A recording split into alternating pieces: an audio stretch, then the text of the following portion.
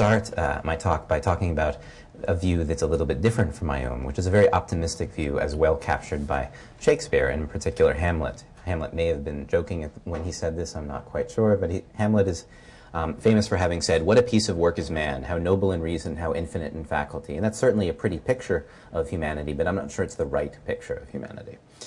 Something like it comes through in the writings of Steven Pinker, who was my graduate advisor, in his book, How the Mind Works. Pinker starts that book by talking about human vision and how well human vision works. And I absolutely agree with everything that he said there. And the most important thing is that humans have much better visual systems than any robot does. And in fact, all animals, or most animals, have much better vision than a robot or a machine could ever manage, or at least can currently manage. Our visual systems have been evolving for hundreds and millions of years, and they've really become quite adept at what they do. But then Pinker makes an argument that you might think of as a slippery slope argument. He says there is no reason to think, and whenever you hear the phrase "there is no reason," you might want to put your hand on the wallet and wonder whether maybe there actually is a reason. He says there is no reason to think that the quality of engineering progressively deteriorates as the information flows upstream to the faculties that interpret and act on what we see. So the idea in a lot of evolutionary psychology is some aspects of the mind are obviously very well evolved, like vision and our capacity to reach things and grasp things. So I'm right-handed, but here I am lifting my teacup with my left hand. I have no problem doing that.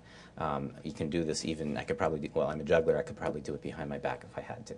So our motor control systems, the ones that control our muscles, are very good, but that doesn't necessarily mean that the other aspects of the human mind, particularly the ones that are more recently evolved, are necessarily also nicely evolved. But before I get to the sort of counter-argument, I want to point out that Pinker's not alone, that there are lots of people in the cognitive sciences that in one way or another have been arguing recently that the mind is pretty well adapted. That includes Noam Chomsky. He's not particularly a fan of evolutionary psychology, but he's argued that language appears to be surprisingly perfect and coming close to what some super engineer would construct, given the conditions that the language faculty must satisfy. The last part's a little bit of technical terminology, but you get the idea. Chomsky is arguing that language is sort of mathematically elegant, that it's as simple as you could possibly imagine it being. You can find similar ideas throughout the technical literature. So my field is cognitive science or developmental neuroscience, depending on what you want to call it. And you see people making these kinds of optimality arguments all the time, or sometimes they make arguments lately for something called Bayes' theorem. They try to argue that people are able to approach some sort of statistical optimum for a lot of different kinds of things. I think behind most of this enthusiasm, except perhaps Chomsky, who has his own reasons, lurks a considerable confidence in evolution. And here's a typical quote from the field of evolutionary psychology, from the field's founders, John Tooby and Lidi Cosmides.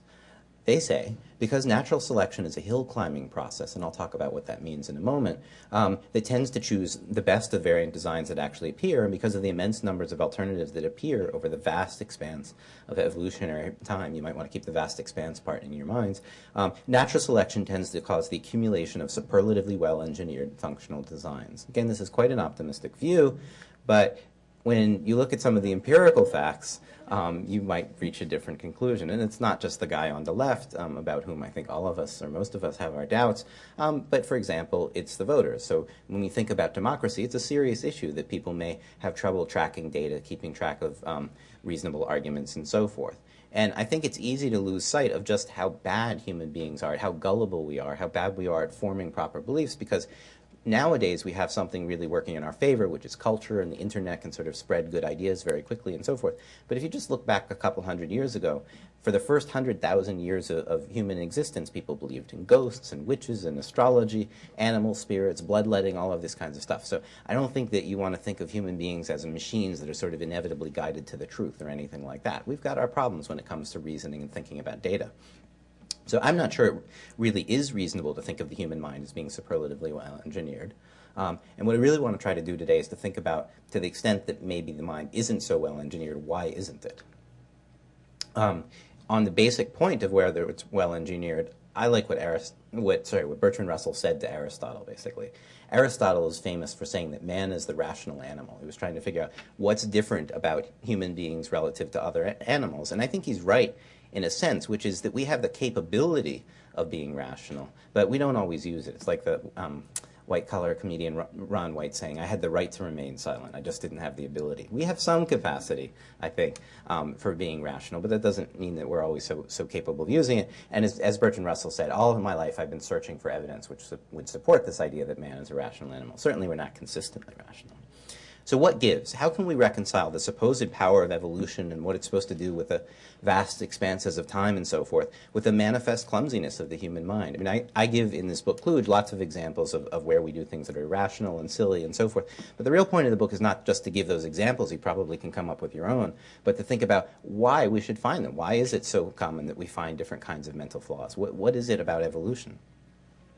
The first problem with this optimistic view that I think is very common in evolutionary psychology is that it confuses together the vast expanses of evolution with the relatively short history of our species, Homo sapiens. So it's true that biology has been evolving on this planet for something like a billion years, and some of our systems have a very long heritage, like our visual systems have been evolving for hundreds of millions of years. So it's not just humans that have vision, right? Fish have vision, and octopi, I guess, have vision and so forth. So it's very common throughout the animal world to have vision. Evolution's had a long time to manage to put that together. But what about the things that we think of as sort of uniquely human, the things that Aristotle was talking about when he was talking about man as rational animal? Well, brain systems for conscious thought, for reflection, for language, those are a heck of a lot more recent.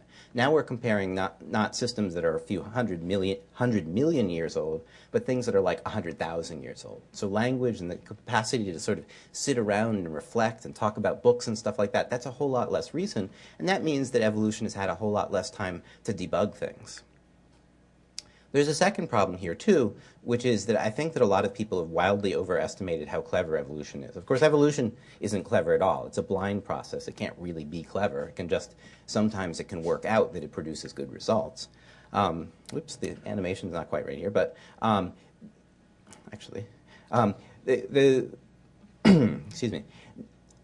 Part of the problem here is that people often think about natural selection as a hill climbing process.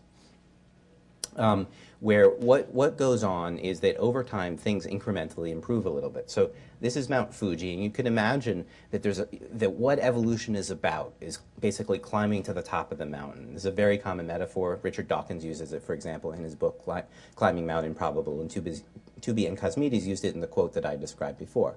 And the idea is that in certain cases, each offspring that you give birth to, if it does a little bit better, it brings you closer to the top of the mountain. If it does worse, that offspring that bears those genes just doesn't spread at all. So on average, over time, things tend to get better in certain ways. So you can imagine, for example, that a creature that could see sort of a little bit in a very squinty way, if it gave rise to offspring that could see a little bit better, those ones that could see a little bit better, their genes are going to spread, and the process repeats. The ones that sort of have black and white vision are going to do better than the ones that have nothing more than a pinhole camera, and the ones that have color vision are going to do better than the ones that have only black and white vision. And so gradually, over time, you make it up the top of the mountain. And sometimes evolution really does work that way. So a good example of this is our sensitivity to light. So how much light can you see in a darkened room? Well, it turns out, if you have nothing else to compare it with, you have a dark room, you can detect a single photon of light, which is astonishing. And it's basically the theoretical limit. You couldn't do any better.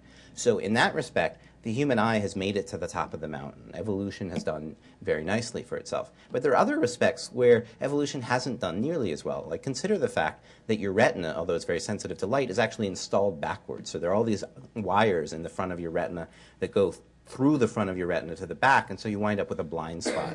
This is not good engineering. This is not something that any sensible engineer would do, but we're stuck with it. I'll talk about why we're stuck with it in a moment.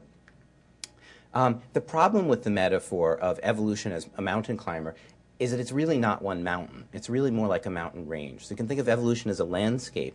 And what evolution is doing is it's sort of picking its way blindly across the mountain range. And what it tends to do most of the time is it finds one peak which might be high but not particularly high, and it gets stuck there. So we have the kind of eye that is very sensitive to light. We're at the top of some peak.